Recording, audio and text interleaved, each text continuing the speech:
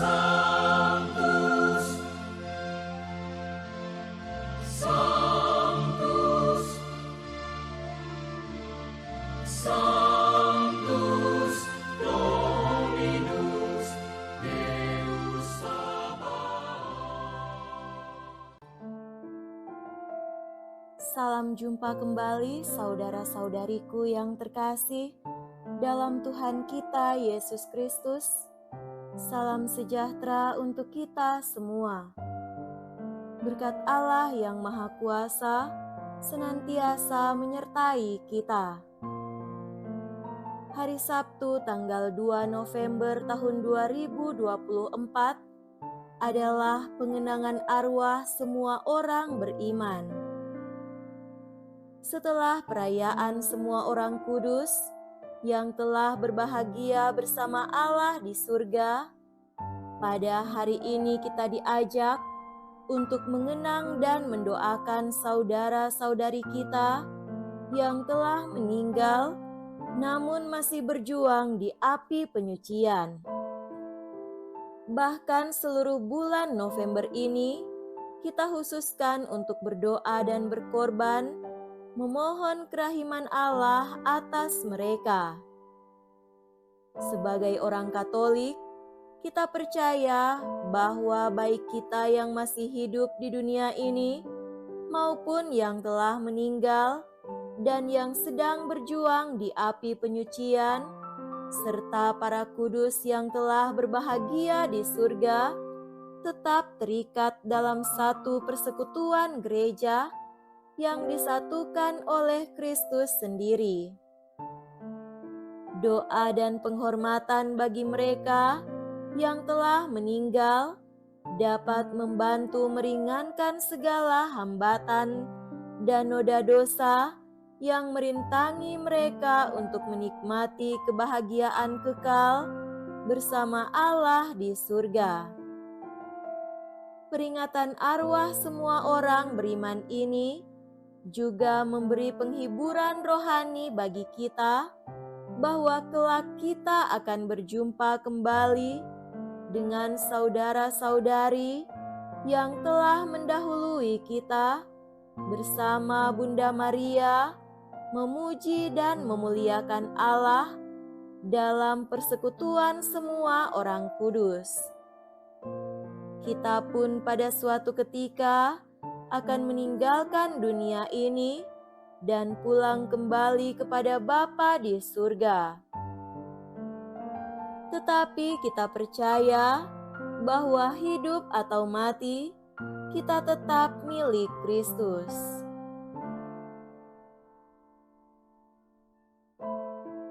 Marilah kita mendengarkan dan merenungkan bacaan-bacaan kitab suci.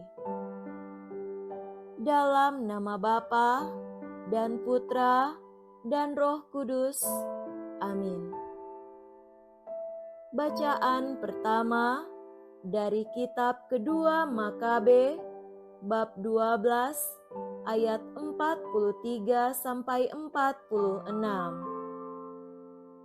Setelah menguburkan tentara yang gugur dalam pertempuran, Yudas, Panglima Israel, menyuruh mengumpulkan uang di tengah-tengah pasukan.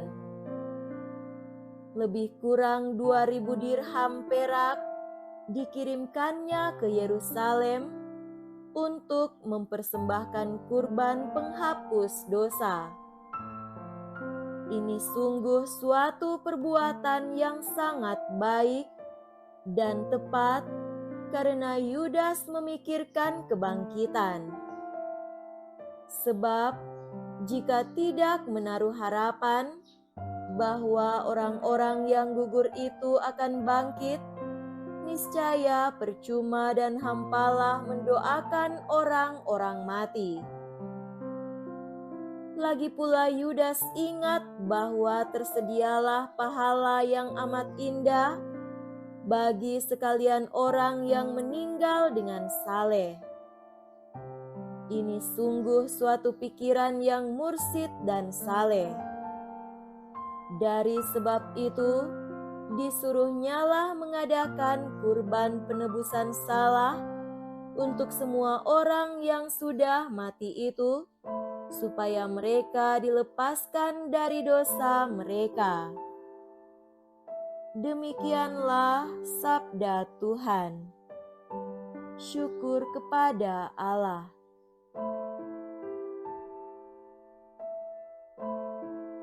Bacaan kedua dari surat pertama Rasul Paulus kepada jemaat di Korintus, bab 15 ayat 20 sampai 24a, dilanjutkan dengan ayat 25 sampai 28. Saudara-saudara, Kristus telah dibangkitkan dari antara orang mati sebagai yang sulung dari orang-orang yang telah meninggal. Sebab sama seperti maut datang karena satu orang manusia, demikian juga kebangkitan orang mati datang karena satu orang manusia. Karena sama seperti semua orang mati dalam persekutuan dengan Adam, demikian pula semua orang akan dihidupkan kembali dalam persekutuan dengan Kristus. Tetapi tiap-tiap orang menurut urutannya, Kristus sebagai buah sulung, sesudah itu mereka yang menjadi miliknya pada waktu kedatangannya. Kemudian tibalah kesudahan, yaitu bila mana Kristus menyerahkan kerajaan kepada Allah Bapa. Karena Kristus harus memegang pemerintahan sebagai Raja sampai Allah meletakkan semua musuhnya di bawah kakinya. Musuh terakhir yang ia binasakan ialah maut. Sebab segala sesuatu telah ditaklukkannya di bawah kakinya. Tetapi kalau dikatakan bahwa segala sesuatu telah ditaklukkan, sudah tentu Allah sendiri yang telah menaklukkan segala sesuatu di bawah Kristus tidak termasuk di dalamnya. Dan kalau segala sesuatu telah ditaklukkan di bawah Kristus, maka Kristus sendiri sebagai anak akan menaklukkan diri di bawah Dia yang telah menaklukkan segala sesuatu di bawahnya, supaya Allah menjadi semua di dalam semua. Demikianlah sabda Tuhan. Syukur kepada Allah.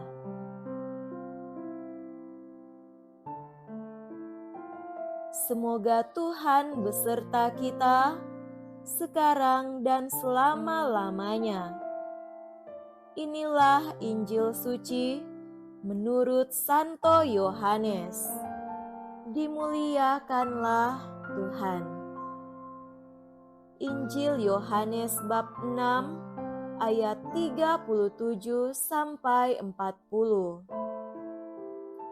Dalam rumah ibadat di Kapernaum, Yesus berkata kepada orang banyak, "Semua yang diberikan Bapa kepadaku akan datang kepadaku, dan siapa saja yang datang kepadaku, ia tidak akan aku buang.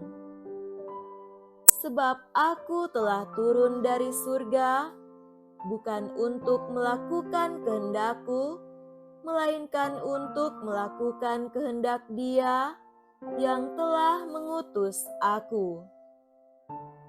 Inilah kehendak Dia yang telah mengutus aku, yaitu supaya dari semua yang telah diberikannya kepadaku, jangan ada yang hilang, tetapi supaya aku bangkitkan pada akhir zaman.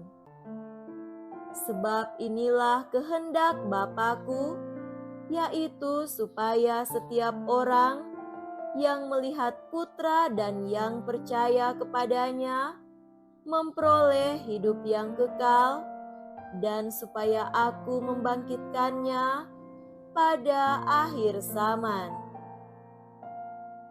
Demikianlah sabda Tuhan.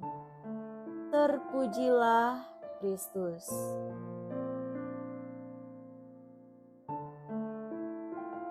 Saudara-saudariku yang terkasih dalam Tuhan kita Yesus Kristus, tema renungan kita pada hari ini adalah berdoa bagi arwah semua orang beriman.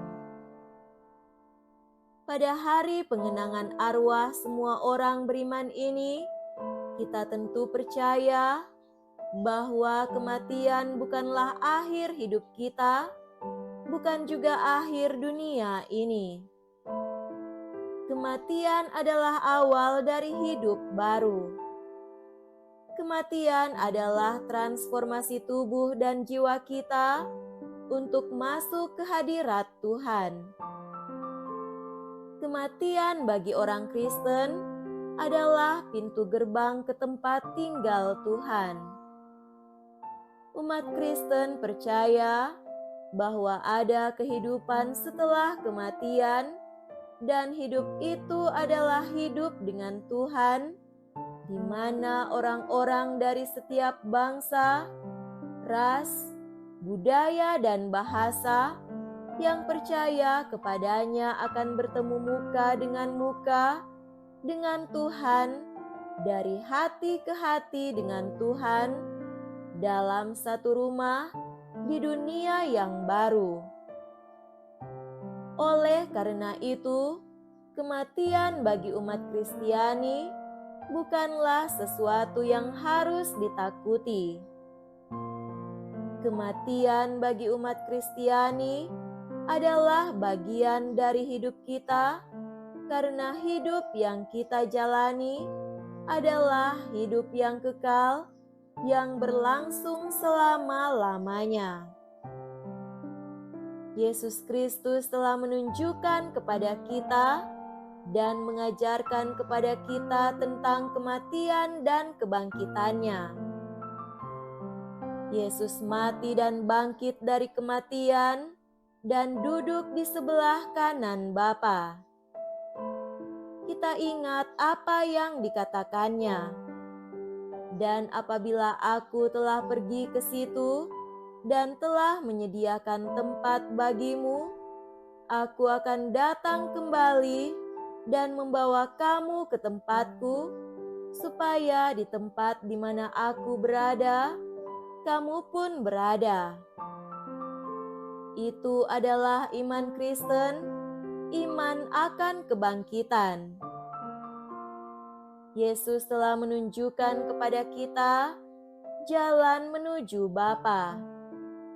Yesus telah menunjukkan kepada kita bagaimana memikul beban kita, bagaimana menjadi kuat dalam penderitaan kita.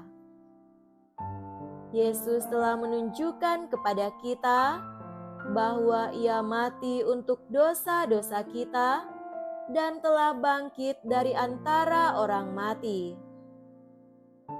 Kebangkitannya adalah kemenangan atas dosa dan maut.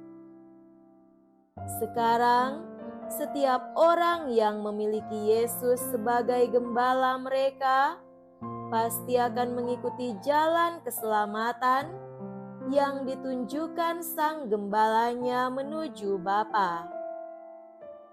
Mereka yang telah meninggal dapat masuk ke rumah Bapa dan akan tinggal bersamanya selama-lamanya.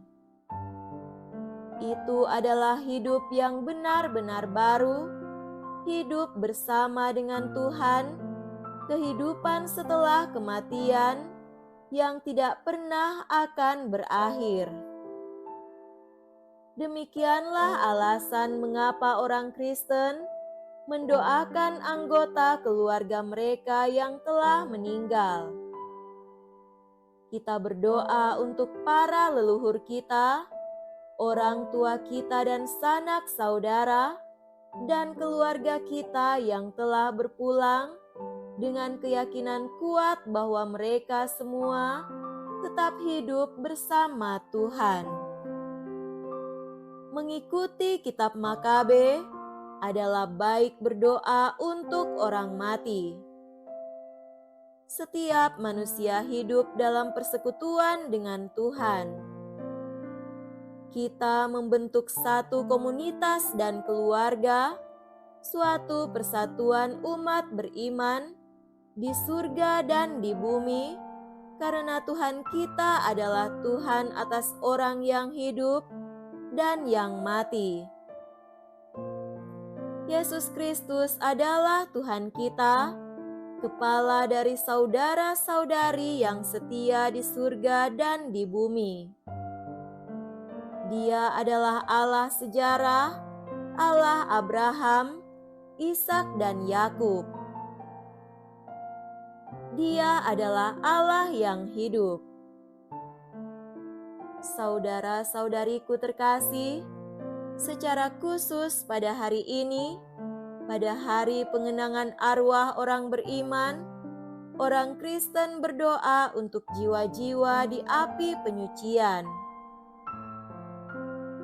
Karena dosa-dosa yang telah mereka lakukan di dunia ini, layaklah bagi mereka untuk dikuduskan sebelum mereka bertemu dengan Tuhan. Api penyucian adalah tempat untuk itu. Api penyucian bukanlah api hukuman. Api penyucian adalah tempat pemurnian jiwa. Api penyucian bukanlah tempat penderitaan. Itu adalah tempat kerinduan akan Tuhan dengan segenap hati mereka untuk bertemu Tuhan lewat kesucian hati dengan kekudusan, seolah-olah mereka sendiri merasa tidak layak untuk bertemu Tuhan dengan segala dosa mereka. Mereka perlu dibersihkan dan dimurnikan agar dapat menjadi layak dan benar untuk melangkah ke kediaman Allah yang kekal. Saat kita berdoa pada hari ini, kita juga mengingat semua anggota keluarga kita yang telah berpulang. Kita mengingat mereka dengan penuh kasih, merasakan kesatuan lintas batas, yakni kesatuan keselamatan dengan mereka. Kita pun berdoa untuk mereka semua, agar Tuhan dapat mengangkat mereka untuk hidup bersamanya di surga, di mana tidak ada bayangan perubahan, di mana tidak ada derita dan maut. Di sana hanya ada cinta, kegembiraan, dan kebahagiaan surgawi dan kekal. Semoga demikian. Amin. Dalam nama Bapa dan Putra dan Roh Kudus. Amin.